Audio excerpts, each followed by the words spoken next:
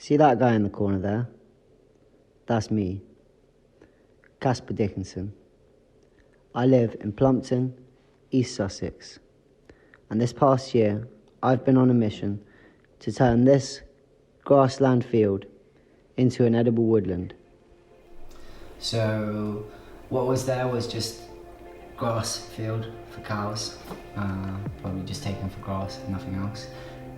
So what we're doing right now is I've just spent some time kind of looking where the sun is, where the shade is, where the wind comes, and just designed and selected a wide variety of species of trees and plants and shrubs and low level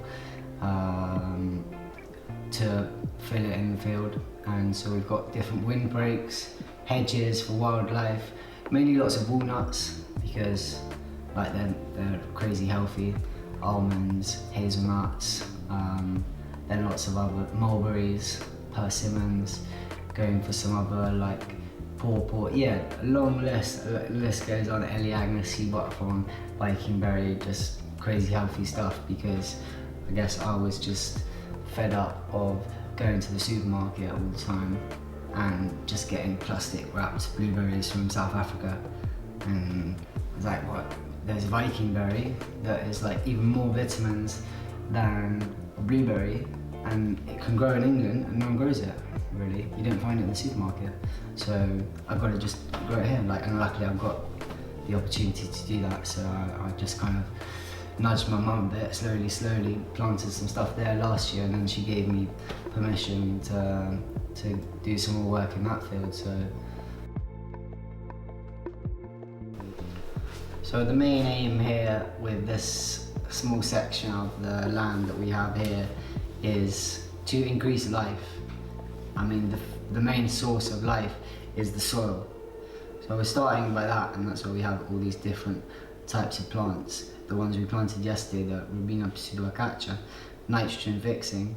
So it just increases nitrogen in the soil, increases the fungi in the soil, and just adds so much life to the soil. And from that we can keep taking, rather than a standard orchard or veg field where it's just taking, and then every year they have to put manure back on it. Well, if we have the right trees and the right species in it, it's just going to be feeding itself the whole time.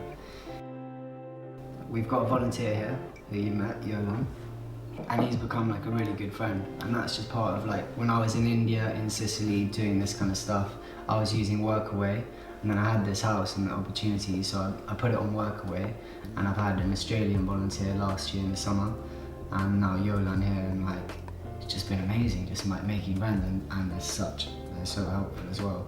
So that was kind of a big part of the idea, to just bring people together, and I'm just trying to get, my cousin came over yesterday, this weekend I've got my other cousins coming just to plant trees.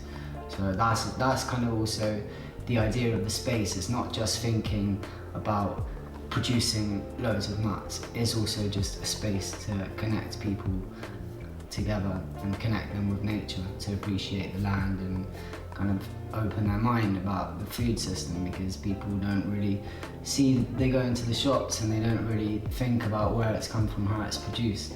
So yeah, we're trying to produce food in a regenerative way that brings more life.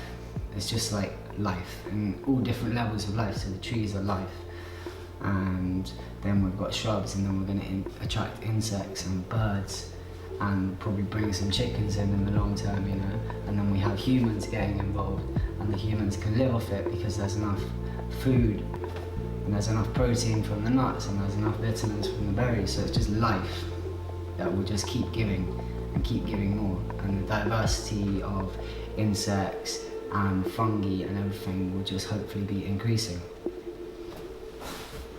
And Yolan's still outside as well in the rain.